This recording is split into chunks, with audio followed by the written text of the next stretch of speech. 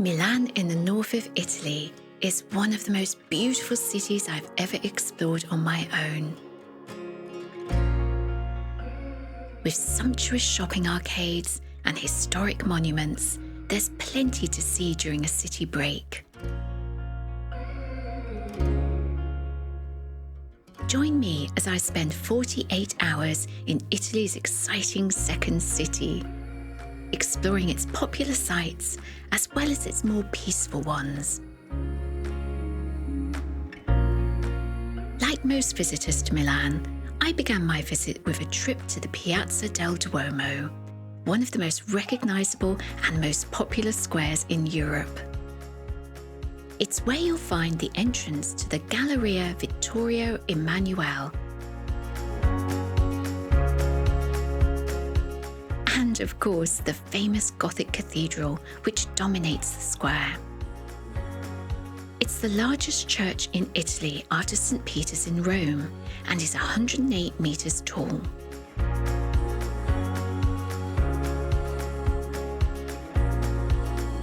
The enormous bronze doors show bas-relief sculptures of biblical stories and make a popular backdrop for photos. It took 600 years to complete the Duomo, and you've only to walk around the outside, marveling at the intricate details to realize why. I'd booked a time ticket a couple of days before to see absolutely everything the cathedral had to offer, and this included a lift up to the terraces. It not only saves you a long climb, but you get to see some of the places you wouldn't do if you took the stairs. This is perhaps one of the loveliest things to do in the city and shouldn't be missed. If you have a head for heights, that is. There are 135 spires and more than 3,400 statues. You probably won't spot them all, but it's a lot of fun trying. And it's incredible to walk amongst the architecture, especially if you get a blue sky day as I did.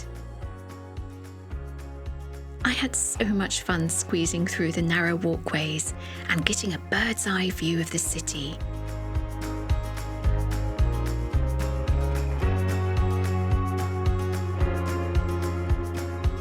And this wonderful building is still inspiring artists today.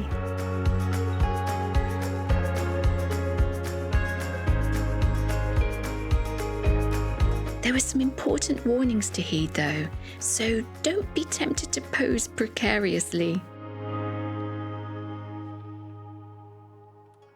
And do look out for the lovely 18th century golden Madonnina who watches over the city from the highest spire.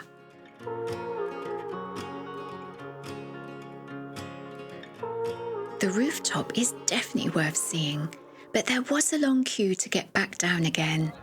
Still, there was plenty to keep the eye occupied as I waited.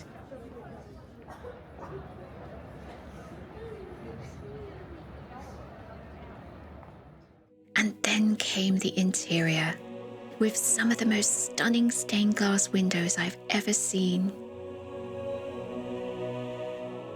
These are absolutely enormous and glowed with a fiery light in the midday sun.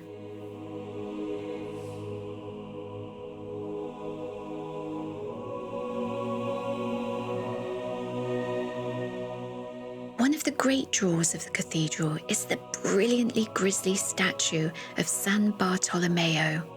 Carved in the 16th century, it shows the saint holding his own flayed skin. And the detail of his hand holding, well, his hand is something you won't forget in a hurry. There are 52 stone columns supporting this massive structure, which can accommodate 40,000 worshippers. In 1997, this was where the funeral of fashion designer Gianni Versace took place, with Princess Diana and Elton John amongst the congregation. A red light high on a cross marks what is said to be a holy nail from Christ's crucifixion. Beneath the high altar is a crypt where you can see the tomb of Saint Charles Borromeo. As well as the crypt, my ticket included entry to the area beneath the cathedral, where you can see the remains of buildings of worship dating from between Roman times and the Middle Ages. I also had access to the museum, where you can get up close to some original sculptures and ornate stonework from the cathedral. It was time to cross the piazza and head to one of Europe's most famous shopping centres, the Galleria Vittorio Emanuele II.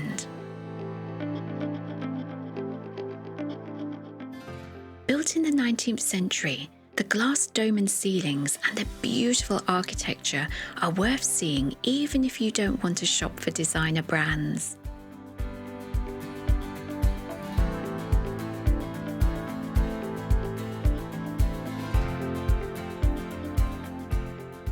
Don't forget to look down as well as up, as there are some lovely mosaics, including one of a bull, which attracts a lot of attention, as it's believed that if you spin on a certain part of his body, it will bring you luck.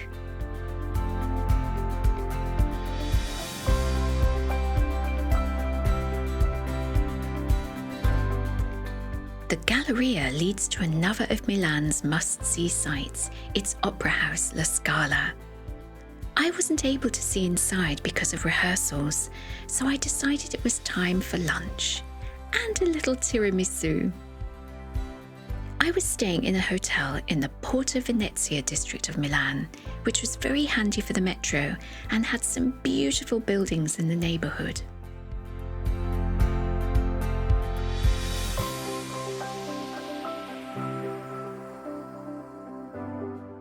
Milan's metro system has just 5 lines, and I enjoyed using it as it was a simple touch in and touch out with a card.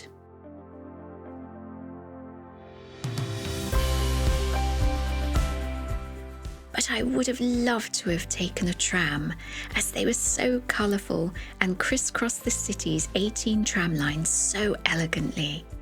I just loved watching them.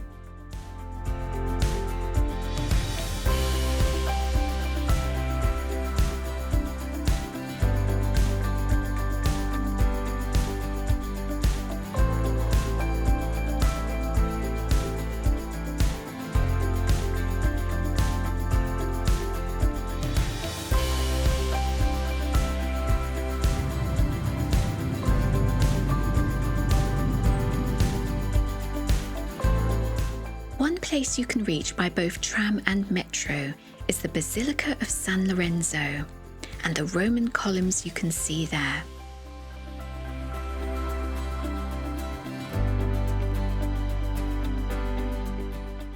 The basilica was covered in scaffolding, but you can find a depiction of the Last Supper for free, just in case, like me, you've not been able to get a ticket to see the more famous Da Vinci one in Milan.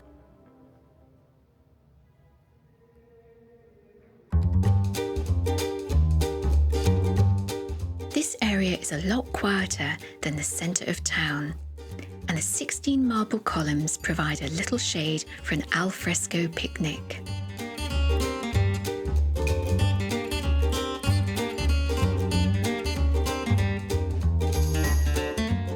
There are many shops and restaurants in the area, and I would have liked to have had more time here, but there was somewhere else I wanted to see, so I hopped back on the metro.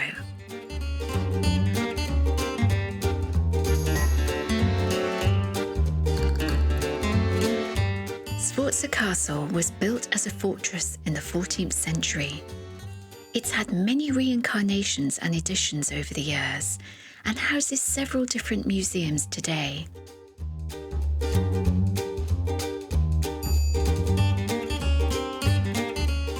You can see a lot of it for free in the central courtyard, and the porticos are particularly lovely.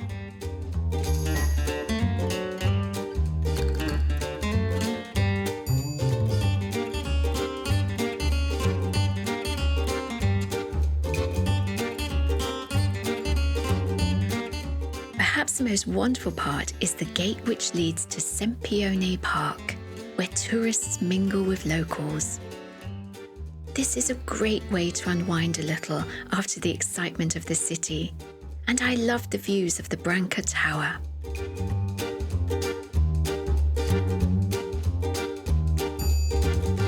I walked through the park towards the Arch of Peace. Completed in 1838 and constructed to commemorate European peace after the Napoleonic Wars, it boasts a bronze chariot drawn by 6 horses, led by Minerva on its top. I walked back through the park and came across the most exciting children's playground, which was very popular indeed.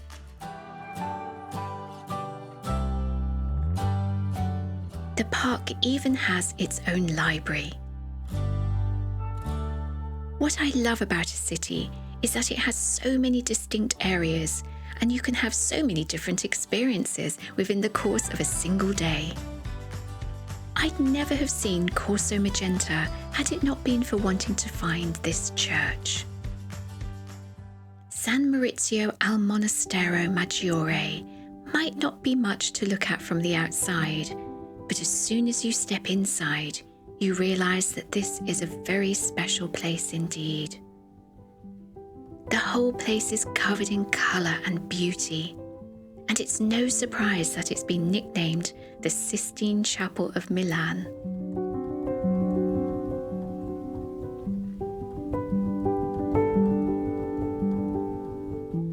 Many of the frescoes date back to the 16th century, and if you look carefully, you can spot the noblewoman Ippolita Sforza in a stunning gown of the period.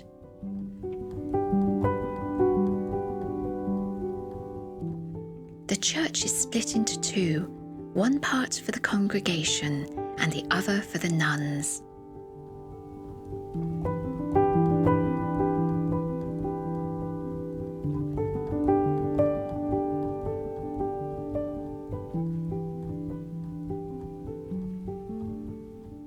It was a real highlight of my trip to discover this part of the church, which would once have been hidden from worshippers.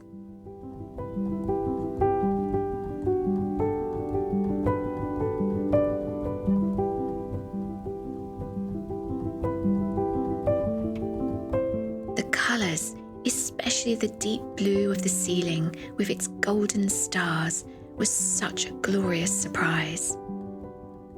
And I was completely smitten by the most beautiful painted lion I've ever seen.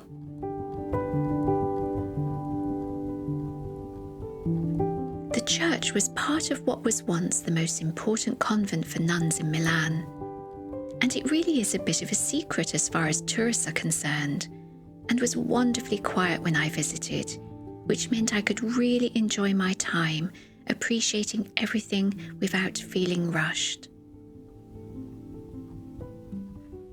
I particularly adored these 3 paintings from the story of Noah's Ark.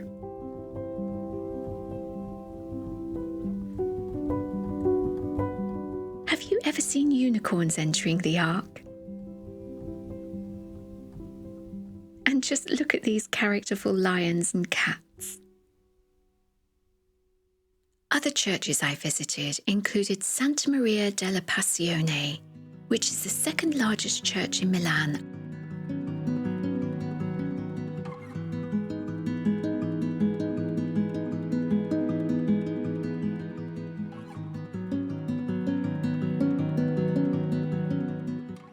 And Santa Bernardino della Ossa. Alas, the famous bone chapel was closed. I also discovered the Basilica di Santo Stefano Maggiore, where a kind local woman proudly showed me around. There was a little work going on, so it wasn't quite the peaceful experience I'd been expecting. One of the unexpected highlights of my trip was a visit to Monumentale, which I reached on the metro. This stunning cemetery is to the north of the city, and is definitely worth the journey to see the elaborate tombs. Opened in 1866, you enter via the Far Medio, or Hall of Fame, with tombs of honoured citizens of Milan. This is the perfect place to visit if you need a retreat from the crowds of the city. I hardly saw anyone there, and the grounds are beautifully landscaped.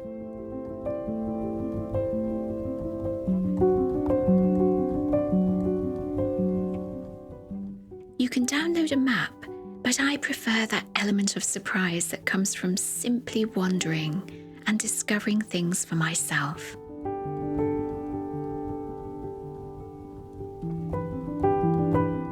There are many artists, architects, sculptors, and influential Italian families here. You can even step inside some of the mausoleums. One of the most famous tombs is that of industrialist Antonio Bernocchi. It's often referred to as the Tower of Babel. I loved spotting all the gorgeous Art Deco and Art Nouveau details, and this fabulous pyramid and sphinx. There was a lot of Egyptian-inspired architecture from the 20s after the discovery of the tomb of Tutankhamun, and this is definitely in evidence at Monumentale.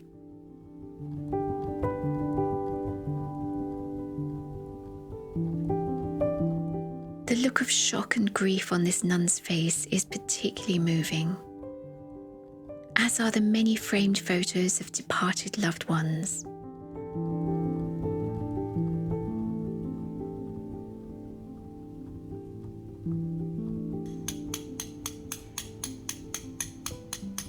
Thank you so much for joining me on my trip to Milan.